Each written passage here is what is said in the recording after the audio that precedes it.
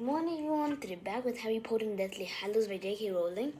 Let's finish at page 113. Let's continue. Nightmare, Mariolus, Ron mopping his forehead on his sleeve. She used to come for Christmas every year, then, thank God, she took offense because Fred and George set off a dumb bomb under her chair at dinner. Dad always says she'll have written them out of her will like they care. They're going to end up richer than anyone in the family. Right there going, wow, he added, blinking rather rapidly as Hermione came hurrying towards them. You look great.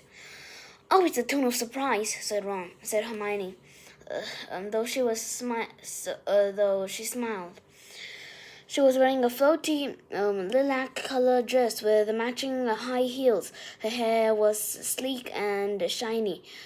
Your great Aunt Muriel doesn't agree. I just met her upstairs while she was giving Flo the tiara. She said, "Oh dear, is this the muggle born? And then bad posture and skinny ankles? Don't take it personally. She's rude to everyone," said Ron. Talking about Muriel and killed George, emerging from the marquee with Fred. Yeah, she's just told me my ears are lopsided. Too old bat. I wish old Uncle Bilius was still with us, though. He was a right laugh at weddings. Wasn't he the one who saw a grim and lied 24 hours later? Asked Hermione. Yeah, well, he went a bit odd towards the end, conceded George. But before he went loopy, he was the life and soul of the party, said Fred. He used to down and enter a bottle of fire whiskey, then run onto the dance floor, hoist up his ropes, and start pulling branches of flowers out of his...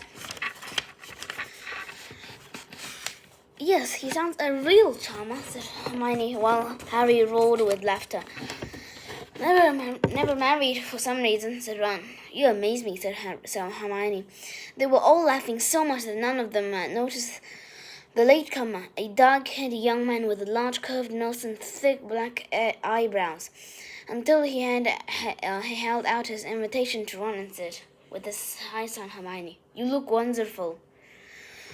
"Victor!" she shrieked, and dropped her small bedded bag, which made a loud thump, quite disproportionation to its size. As she scrambled, blushing, to pick it up, she said, I didn't know you were... Goodness, it's lovely to see you. How are you?"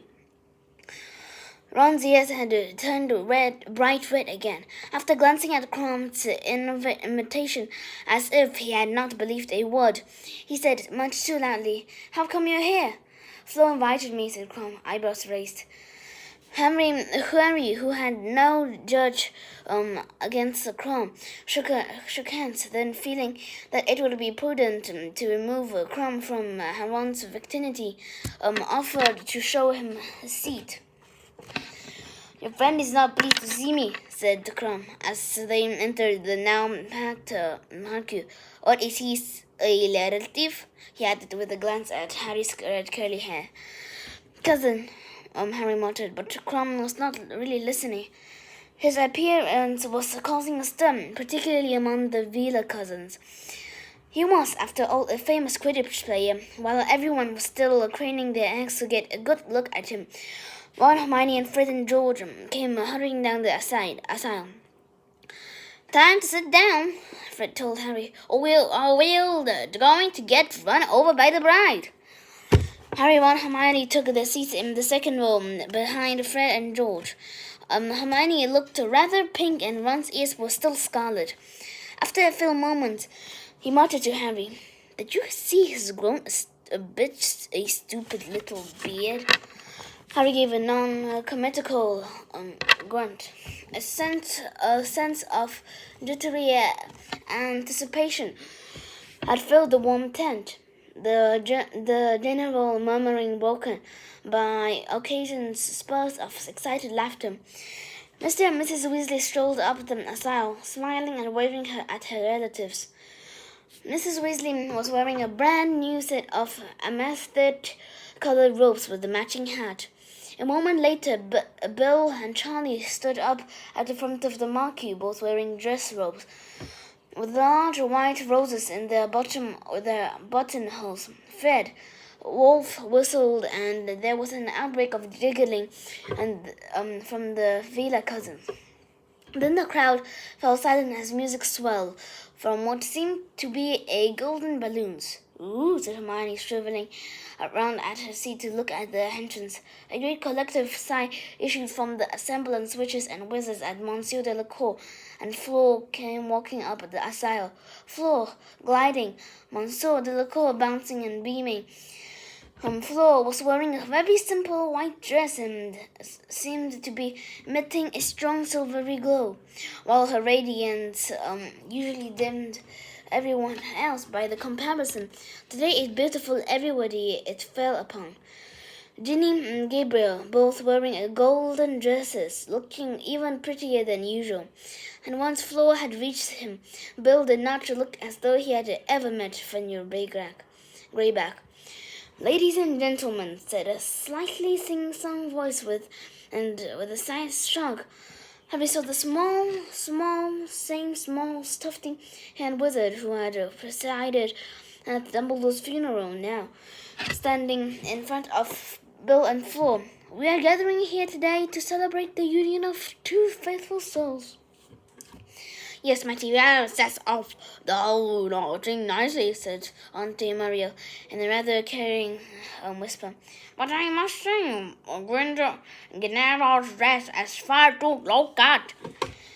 Ginny glanced around, grinning, winked at Harry, then quickly faced the front again. Harry's mind wandered a long way from the Marquis, back to the afternoon spent alone with Ginny in the lone ponds of the school grounds.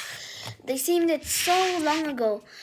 They had always seemed too good to be true, as though he had been stealing shining hours from a normal person's life, a person without a lightning-shaped scar on his forehead. "Do you, William Arthur, take Fleur Isabel?" In the front row, Mrs. Weasley and Madame Delacour both sobbing quietly into scraps of lace.